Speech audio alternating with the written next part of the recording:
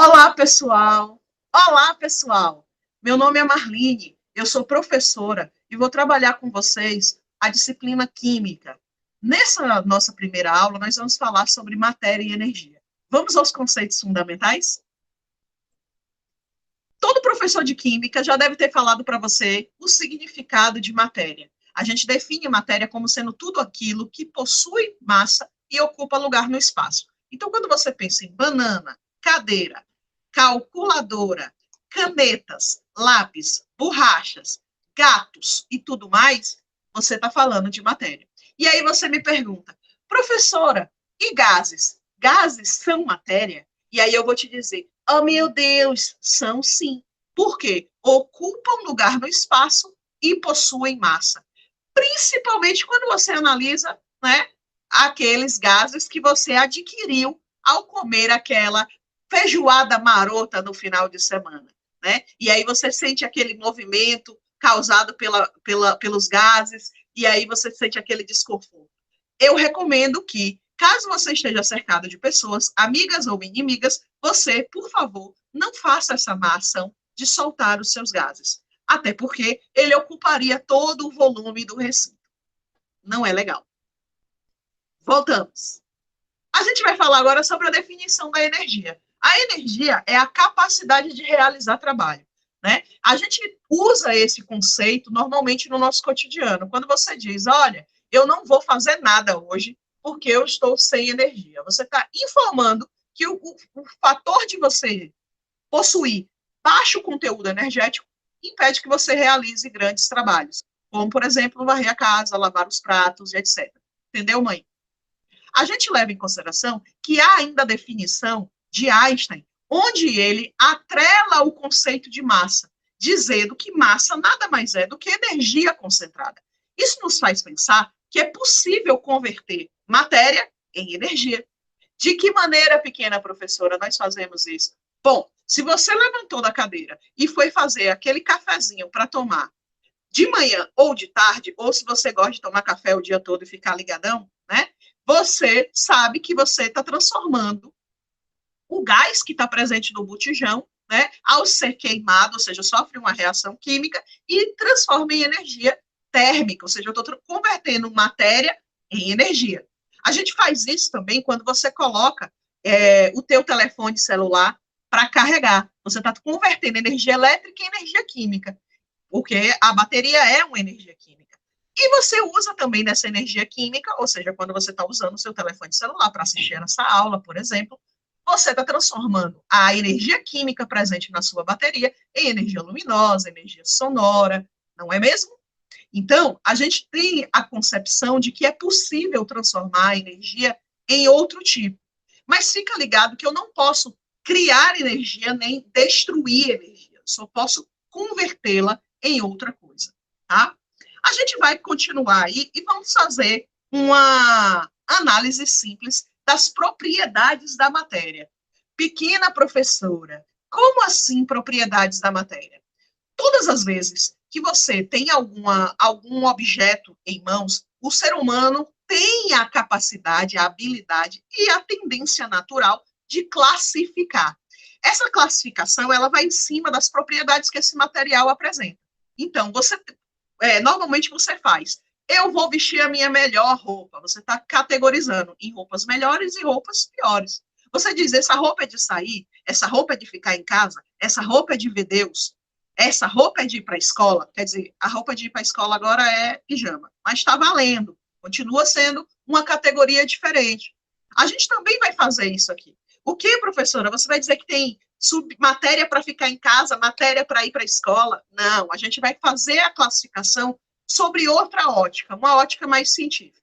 O primeiro tipo de propriedades que a gente vai analisar são as propriedades definidas como propriedades gerais. Aí você diz, e o que é isso? Eu te digo, geral tá aí com aquele significado que você disse para sua mãe. Mãe, deixa eu ir para a festa? Geral vai. Isso antes da quarentena, né? Aí você dizia lá, mãe, geral vai assistir às aulas do PT. Isso quer dizer o quê? Que todo mundo vai assistir às aulas do PT. Outra coisa que a gente observa é que quando fala das propriedades gerais, está querendo dizer indiretamente que para ser matéria, precisa ter essas propriedades. Exemplo, massa, volume. Lembra da nossa definição, há alguns minutinhos atrás? Matéria é tudo aquilo que tem massa e ocupa lugar no espaço, ou seja, tem volume. A massa é medida como quantidade de inércia, que vocês veem a lei da inércia lá na física, né? E aí a gente tem uma outra propriedade a ser citada aqui, que é o princípio da impenetrabilidade, que diz que dois corpos não podem ocupar o mesmo lugar no espaço. Não adianta tentar. Passamos agora para as propriedades organolépticas. E o que significa essas propriedades organolépticas? São aquelas propriedades ligadas aos órgãos sensoriais, ou seja, cor, aroma, sabor, maciez, textura, tudo isso está ligado às percepções sensoriais do analista. Essas propriedades, assim como as propriedades gerais, elas não servem para identificar que substância você está relacionando. Então, é importante que a gente observe que propriedades organolépticas ou propriedades gerais, elas não identificam substâncias. Passamos, então, para as propriedades funcionais. O próprio nome já está dizendo. Ela vai me dizer a que função a matéria pertence. Nesse caso, a gente pode falar sobre funções químicas do ponto de vista função inorgânica ou função orgânica. Dentro das funções inorgânicas, vocês têm que lembrar dos ácidos, das bases, dos sais e dos óxidos, cena dos próximos capítulos. A gente pode falar sobre propriedades físicas ainda, né? E essas propriedades físicas, elas têm a ver com medidas. Você vai mensurar essas propriedades através de escalas. E essas propriedades, elas podem ser subdivididas em propriedades intensivas e propriedades extensivas. Repete para mim. Uma propriedade física, obrigatoriamente, ela vai estar definida através de uma escala. E essas propriedades, elas podem ser intensivas ou extensivas. Como assim, pequena professora? Uma propriedade intensiva quer dizer que é uma propriedade que não depende da quantidade de matéria. Ela não depende da extensão da matéria. Se você pegar 10 gramas de água ou 100 gramas de água, 1 milhão de gramas de água, a propriedade vai assumir o mesmo valor. Exemplo, temperatura e densidade. Aí você diz assim, como assim, professora? Aí eu te digo, se você pegar 50 ml de água e você aquecer até a temperatura de 50 graus, você tem 50 ml na temperatura de 50 graus. Se você tiver 1 milhão de litros de água e você aqueceu até 50 graus, você vai ter 1 milhão de litros de água a 50 graus. Ou seja, a temperatura pode ser alcançada independente da quantidade de matéria. Ou seja, é uma propriedade intensiva. O mesmo acontece com a densidade da água. Alguém pergunta, qual a densidade da água? Um aluno atento vai dizer, a densidade da água é considerada uma constante e tem valor de 1 grama por ml ou 1 grama por centímetro cúbico. Você não diz aí quanto de água, você só está dizendo que a densidade da água é 1. Isso são propriedades intensivas. E propriedades extensivas, pequena professora? Me dê exemplos de propriedades extensivas. Como propriedades extensivas, a gente vai ter o significado de propriedades que dependem da quantidade de matéria. Ou seja, para você definir qual é a escala dela, você precisa saber se você tem mais ou menos matéria. Exemplo, massa, volume, solubilidade, são propriedades físicas que demandam quantidade da matéria, ou seja, se você tem mais matéria, você vai ter mais massa. Se você tem menos matéria, você vai ter menos volume. E assim, né, tanto aplica-se para a massa, quanto o volume, quanto para a solubilidade. Exemplo aqui, eu tenho uma maçãzinha na balança, vai medir uma massa. Se eu coloco 3 maçãzinhas, eu vou ter o triplo da massa se essas maçãs tiverem a mesma massa, né? Aqui a gente está considerando que todas têm a mesma massa. Por último, e não menos importante, nós vamos falar sobre as propriedades específicas da matéria. Aí você me pergunta assim, por que específica? Porque são propriedades que conseguem identificar a substância. Então, você consegue determinar, através dos seus valores, que substância você está analisando. As propriedades específicas mais utilizadas pela gente aqui na química são ponto de fusão, ponto de ebulição, densidade e solubilidade. E nós vamos trabalhar com essas 4 propriedades aí. Eu trago, além delas, o índice de refração, que é trabalhado dentro da física, porque é uma propriedade física específica da matéria. Joinha? Lembra que quando se fala de ponto de fusão e ponto de ebulição, vocês precisam lembrar que está sendo relacionada à temperatura em que a substância sofre a fusão ou sofre a ebulição, respectivamente. Tá bom? A gente, para fazer a classificação da matéria, é necessário que a gente faça um processo chamado de diferenciação. Aí você me diz assim, o que é diferenciação para a senhora aí? A diferenciação nada mais é do que você pegar o material e ir diminuindo em frações menores para estudar a interferência dessas frações menores. Então, eu posso dizer que a matéria é formada por substâncias. E essas substâncias, por sua vez, são formadas de átomos. Se eu quiser, eu posso continuar fazendo essa diferenciação. Dizer que os átomos são formados por prótons, nêutrons e elétrons, mas eu vou deixar para fazer essa continuidade da diferenciação nas próximas aulas. Joinha? Vamos lá para a classificação da matéria. Eu vou trabalhar em cima da primeira diferenciação da matéria. Eu vou falar sobre substâncias. Então, eu vou fazer a classificação das substâncias. Como eu falei, as substâncias são formadas por átomos. E aí a gente vai levar em consideração o seguinte: todas as vezes que você estiver falando sobre uma substância, você está falando sobre grupos de átomos ligados. Átomos que estão ligados, unidos, formam uma substância, certo? E essa substância pode ser chamada de substância simples, se todos os átomos participantes da formação dessa substância forem todos iguais. Aí eu trouxe aqui um diagramazinho para a gente ver essa análise.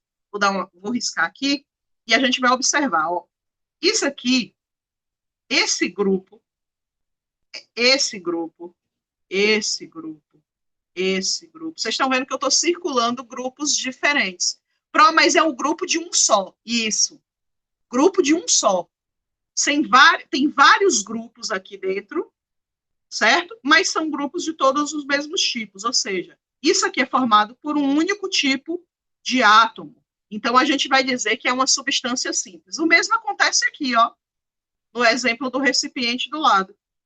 Eu tenho dois átomos que foram representados com um quadradinho, tá vendo? Estão unidos e estão formando o que a gente chama de substância simples. Por quê? Porque tem dois aqui e são iguais. Podiam ter três. Se fossem os três iguais, continuaria sendo uma substância simples. Por exemplo, se eu disser aqui, ó, fazendo uma bolinha aqui do lado, outra bolinha igual, outra bolinha igual. Esse grupo é uma substância. São todas bolinhas iguais entre si, então eu digo que é uma substância simples. E essas substâncias simples são definidas como aquela formada por um único elemento, ou seja, você não consegue separar grupos de átomos distintos, né, dentro dessa substância. O que faz com que a gente perceba que esses elementos são representados com letras maiúsculas, o que nos faz ter um macetezinho para identificar uma substância simples. Se a substância tiver uma única letra maiúscula, é chamada de substância simples ou também substância elementar. E aí a gente tem uma propriedade chamada de alotropia, que está aqui escrito para vocês. A alotropia nada mais é do que a capacidade de formar mais de uma substância simples do mesmo elemento. Olha os exemplos mais comuns que aparecem em provas de vestibular e provas do Enem. O2 e O3, enxofre rômbico, enxofre monoclínico, o carbono, que forma a grafite, o diamante e o fulereno, o Buckminster fulereno, né? Ainda tem nanotubos e nanoespuma, que é uma nova variedade alotrópica do carbono. A gente tem fósforo branco e fósforo vermelho. Vamos ver esses exemplos de alotropia mais de perto, né? Exemplo número 1, O2 e O3. Aqui a gente tem o gás oxigênio. E aqui a gente tem o gás ozônio. Um olho atento vai ver que os dois são feitos do elemento oxigênio, mas aqui eu só tenho 2 átomos e aqui eu tenho 3. Essa alotropia é chamada alotropia por atomicidade. Por que atomicidade? porque eu estou falando do número de átomos. Super tranquilo. Outro exemplo aí para gente, fósforo. Fósforo branco e fósforo vermelho. Ó, esse 4 aqui está dizendo que é formado por 4 átomos. Aqui tem um N, está dizendo que é um enésimo, ou seja, são tantos que eu não consigo nem identificar. Observa que a diferença entre eles é a atomicidade também. Então, aqui eu tenho uma alotropia por atomicidade. Ou seja, a diferença entre as variedades alotrópicas é o número de átomos. Aqui eu já tenho um outro tipo de alotropia. É a alotropia que a gente vê no carbono. A diferença entre eles não é o número de carbonos, mas a geometria, a arrumação espacial desses átomos. Então, eu determino que essa alotropia aqui, ó, essas alotropias, é definida pela geometria. Ou seja, é uma alotropia geométrica. A arrumação dos átomos é diferente para cada variedade alotrópica. No diamante, a gente tem o que é chamado de maior compactação, ou seja, empacotamento. Você tem mais átomos por unidade de volume. Lembrando que a diamante e a grafite são as variedades alotrópicas do carbono naturais. Os fullerenos, o nanotubo, as nanoespumas são variedades sintéticas. Por último, não menos importante, a gente tem aí o enxofre, que também apresenta variedade alotrópica. Então, eu vou botar aqui, ó, é uma alotropia por geometria, ou alotropia geométrica, certo? Por quê? Observa que a estrutura dos cristais é que são diferentes. Esse é o enxofre rômbico, esse é o enxofre monoclínico. Esses nomes estão associados à estrutura geométrica do cristal formado. Vejam que a estrutura do rômbico é uma, e aqui a gente tem a estrutura do monoclínico, certo? E se a substância não é simples, ela vai ser chamada de quê? De composta. Você vai ter uma substância composta quando ela apresentar mais de um elemento químico, ou seja, mais de uma letra maiúscula. Então, eu tenho aqui, ó, representando os átomos com bolinhas, tal qual o modelo de Dalton descreve a representação dos átomos. Então, eu tenho aqui, ó, esse grupo é uma molécula, uma substância. Essa substância é formada por 2 átomos pequenininhos e um átomo grandão. Então, eu tenho aqui, ó, 2 tipos de átomos. Então, eu tenho uma substância composta. Quando está representado com bolinhas, é super fácil identificar. O H2SO4 aqui. Ó, tem bolinha amarela, bolinha vermelha, bolinha azul. Já estou vendo que tem átomos diferentes.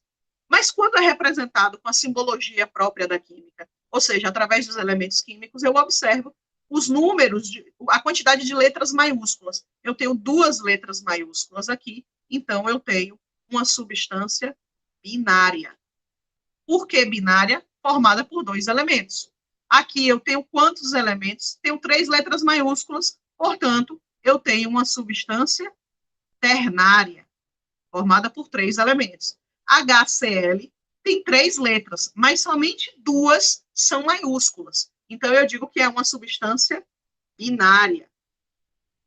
Assim como o NaCl também. Então, binária formada por 2 elementos. Ternária formada por 3 elementos.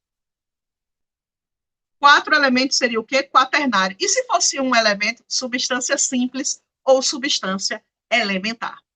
Veja que eu estou classificando o grupo. Eu estou analisando os átomos ligados, se são átomos iguais ou átomos diferentes. E aí a gente chama de substância simples, se forem iguais, e substância composta, se os átomos forem diferentes entre si.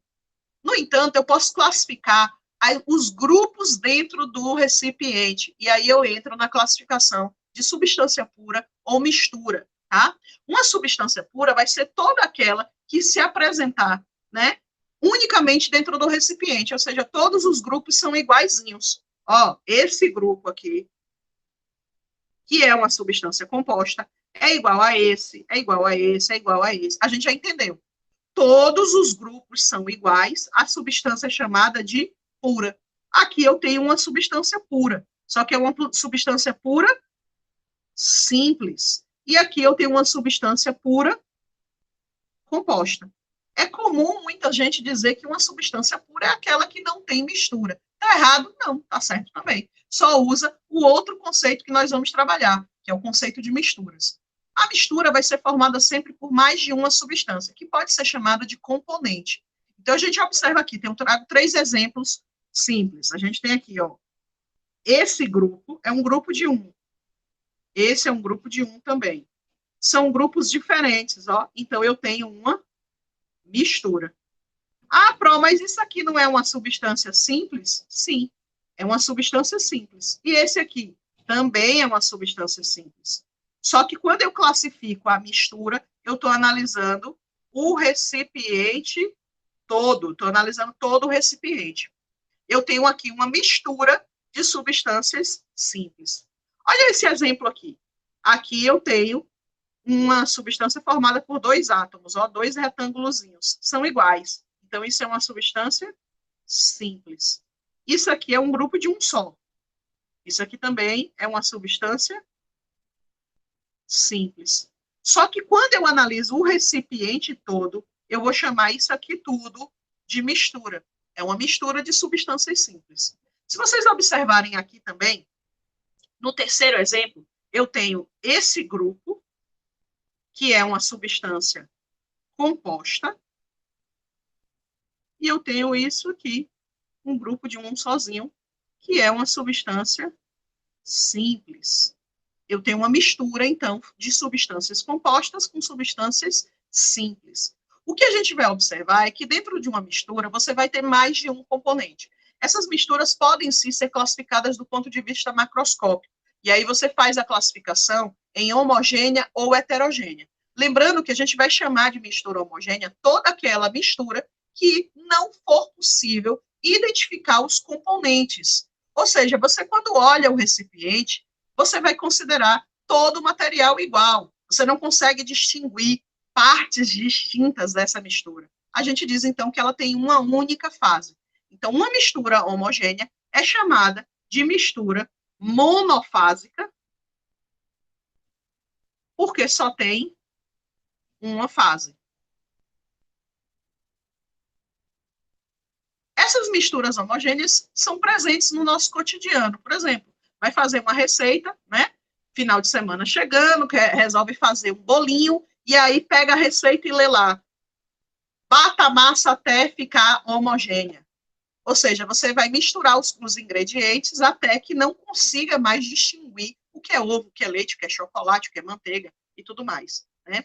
Água com açúcar. Você botou um pouquinho de açúcar, não sobrou açúcar no fundo. Você tem uma mistura homogênea.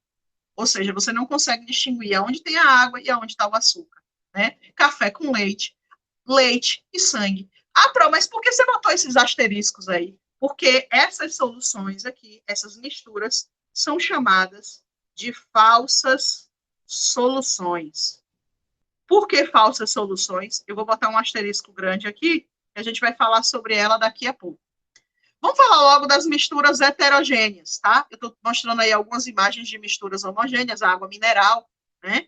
A água potável é uma mistura homogênea. Lembrando que água potável não quer dizer água pura. Para ser água pura, só teria que ter moléculas de água ali. Se tem água e qualquer outra coisa, deixou de ser água pura, tá? E passa a ser a qualquer outra classificação de água. Água com sais minerais, água mineral.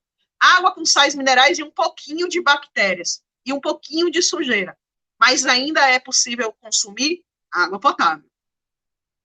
Quem determina esses limites é um órgão governamental chamado Conselho Nacional do Meio Ambiente, que é chamado de CONAMA, tá? É ele quem determina quais são as quantidades, limites para fazer as classificações das águas. A gente vê ainda que é possível fazer a classificação da mistura como sendo heterogênea. Quando é que eu vou ter uma mistura heterogênea? Quando eu conseguir distinguir componentes diferentes. Eu não sei todos os componentes, mas eu percebo que tem fases diferentes. Observe esse recipiente aqui, ó. Está apresentando 3 fases, ó. 1, 2, 3 fases. Eu consigo distinguir componentes, ou seja, as partes distintas de uma mistura, né? Toda vez que você tiver uma mistura com duas fases, como tem aqui nesse exemplo, eu vou chamar de bifásica. Se eu tenho 3 fases, eu vou chamar de trifásica. E se eu tiver 4 fases, tetrafásica. 5 fases, pentafásica. A gente já entendeu, Marlene. Mas eu posso chamar de 2 fases, 3 fases, 4 fases? Pode também. Mas é bom aprender esse vocabulário.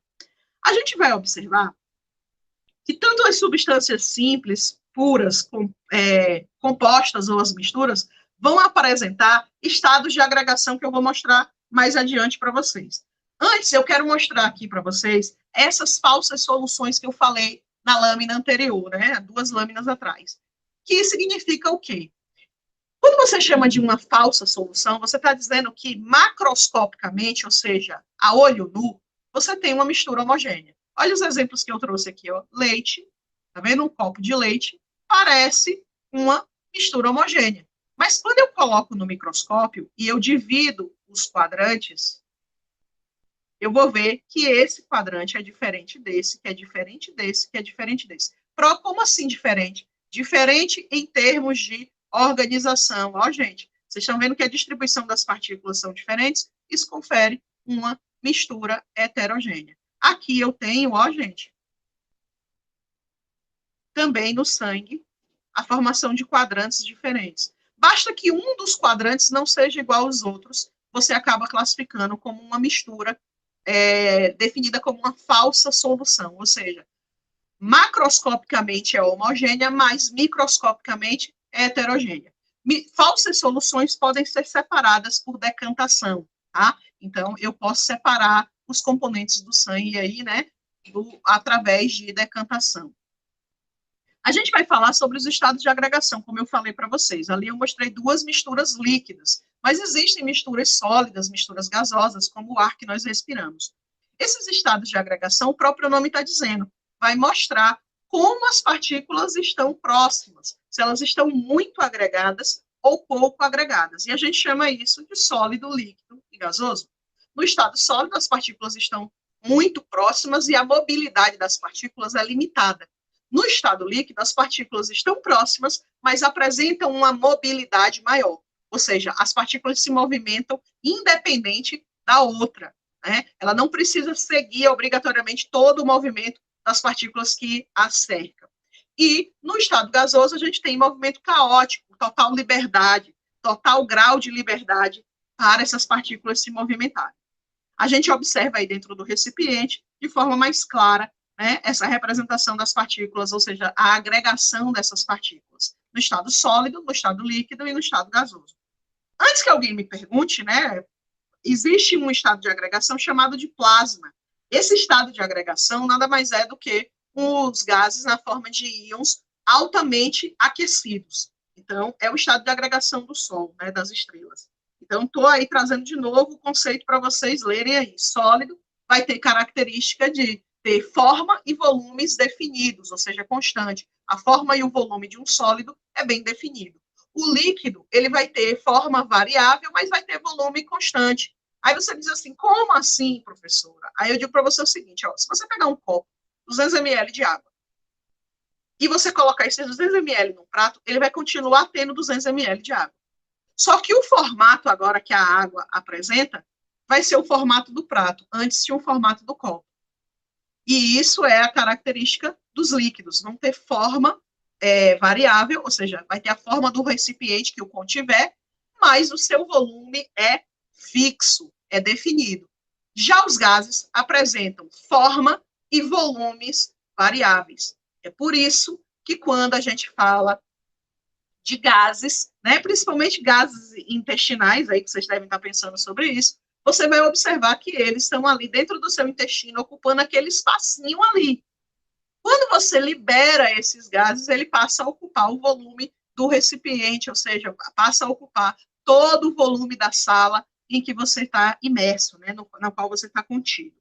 Então, por favor, não façam isso. Aqui eu tenho uma representação, ó, do sólido, líquido, gás e a comparação com o plasma. Deve estar vendo aí que aqui tem carga, ó, ou seja, vai estar na forma iônica, coisa que não acontece no estado de gás.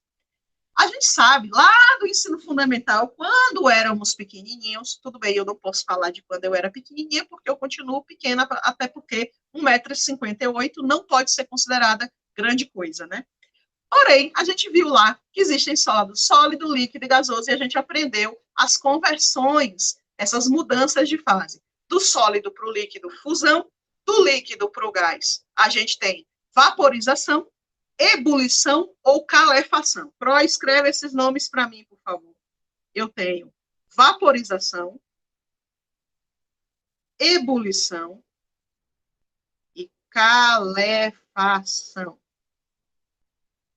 Essas três mudanças, né, esses três nomes, referem-se à mesma mudança, do líquido para o gasoso, para o estado gasoso. E a gente vai observar que a diferença entre eles é a velocidade. A vaporização ou evaporação é um processo lento, tal qual acontece com a água do rio. Vai evaporando para virar chuva futuramente. A ebulição já é um processo um pouco mais rápido, é como você coloca lá a água para ferver o café, né? Para fazer o café. Ferve a água, está em ebulição. A calefação já é um processo instantâneo. É quando, por exemplo, você, com a mão molhada, deixa pingar algumas gotinhas de água sobre a tampa da panela quente e faz tss, né? E aí a gente diz aqui que a diferença entre eles, então, é a velocidade, ó. Vou botar aqui uma seta apontando para onde a velocidade aumenta. Do líquido para do gás para o líquido, ou seja, do estado gasoso para o estado líquido, a gente tem nomes como liquefação ou condensação. Qual é a diferença? O processo é o mesmo, passagem do estado gasoso para o estado líquido, mas a diferença está na velocidade. A liquefação é mais rápida, a condensação é um processo mais lento. Do líquido para o sólido, você já sabe, solidificação, tal qual quando você coloca lá a água na cuba de gelo e a água transforma-se em água sólida, ou seja, em gelo. E aí você teve uma transformação do líquido para o sólido, uma solidificação. A gente tem aí a transformação ainda do sólido para o gás e do gás para o sólido, que vai ser chamado de sublimação, tá? Existem alguns autores que apresentam a passagem do gasoso para o sólido como ressublimação. Mas há um consenso que quando você usa a palavra ré, né, o prefixo ré, você está dizendo que é de novo. Então, se é ressublimar, é sublimar mais uma vez. Aí você me pergunta, pequena professora, o que interfere, além da temperatura, nas mudanças de fase? Aí eu te digo, a pressão. A pressão é algo que vai interferir nas mudanças de fase. De que maneira, pequena professora? Simples. A gente vai observar que a pressão, que é definida pela física como a relação entre força e área aplicada, né? Ou seja, a pressão é a força sobre uma área. Você aplica a força sobre uma determinada área, você tem uma pressão. É a mesma coisa quando a mãe aperta a mente para estudar, o pai, o irmão, o vizinho, a professora, todo mundo que gosta de você vai aplicar pressão para que você estude e você cresça, melhore, né? A gente vai observar que essa pressão, ela pode ser chamada de pressão de vapor quando se relaciona à pressão exercida pelo vapor do líquido no seu próprio líquido, ou eu posso chamar ainda um outro tipo de pressão, que é a que me interessa mais aqui, é a pressão atmosférica. A pressão atmosférica nada mais vai ser do que a pressão exercida pela massa de ar sobre um determinado ponto. Então, por exemplo, esse recipiente que eu estou mostrando aí, um recipiente aberto.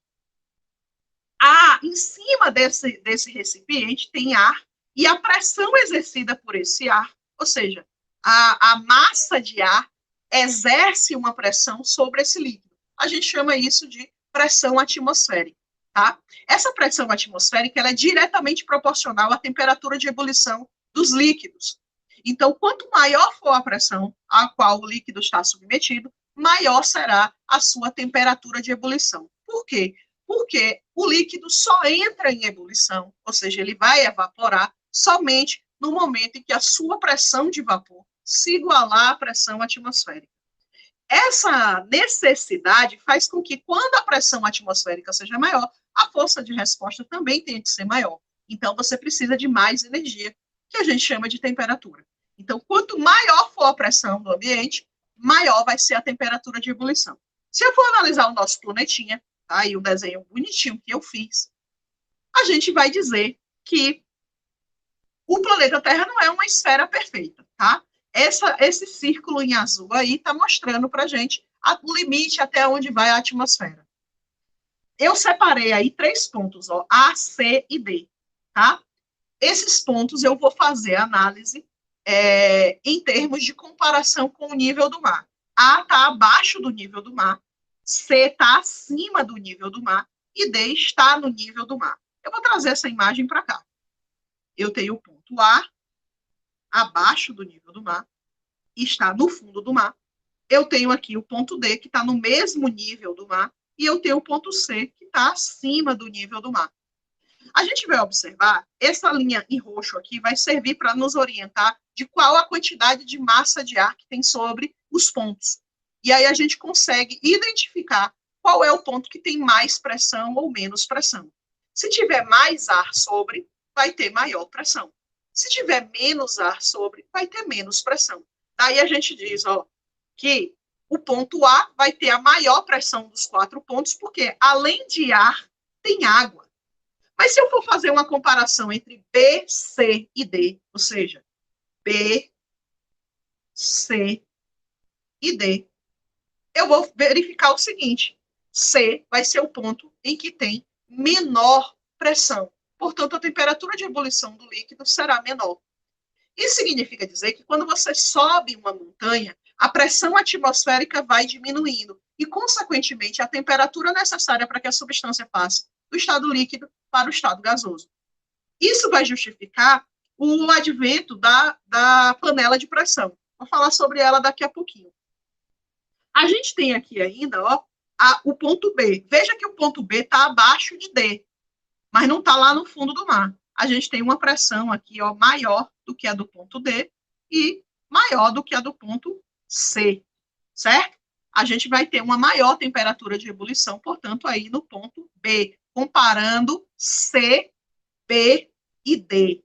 Eu estou descartando o ponto A, porque eu não vou poder ferver a água lá embaixo, né? Por quê? Porque vai estar a quantidade de água toda ali, a gente vai ter que levar em consideração o volume de água a ser analisado. Então, eu estou analisando aqui ponto B, C e D. Em qual dos 3 pontos a água vai ebulir numa temperatura mais alta? No ponto B. Por quê? Porque a água vai estar a uma pressão maior.